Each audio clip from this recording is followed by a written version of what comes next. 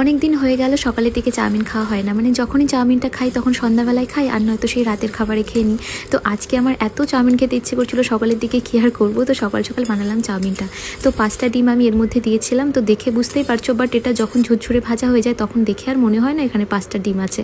আর আজকে আমি এতটাই ব্যস্ত ছিলাম যে সকালের ভিডিও আমি এখন পোস্ট করছি, কারণ অনেক কাজ ছিল, অনেক কাজ করতে হয়েছে। তো চাউমিনটা সবাই জানো, যারা আমার ভিডিও দেখো, আমি অনেক বেশি করে সবজি দিয়ে রান্নাটা করি। তো প্রথমে তেল দিয়েছি, তার মধ্যে একটুখানি রসুন আর একটুখানি আদা গ্রেট করে দিয়েছি, তারপরে দিয়েছি অনেক রকমের সবজি, যেখানে ছিল ক্যাপসিকাম, গাজর আর পেঁয়াজ আর লঙ্কা। এই সব কিছুকে দিয়ে একটু লবণ দিয়ে সুন্দর করে ভেজেছি, আর তারপরে চাউমিনটা অ্যাড করে এখানে অ্যাড করার পরে কিছু মশলা দিয়েছি। একটা মশলা পাওয়া যায় চাউমিন মশলা, এটা দিলে ভীষণ ভালো টেস্ট হয় খেতে।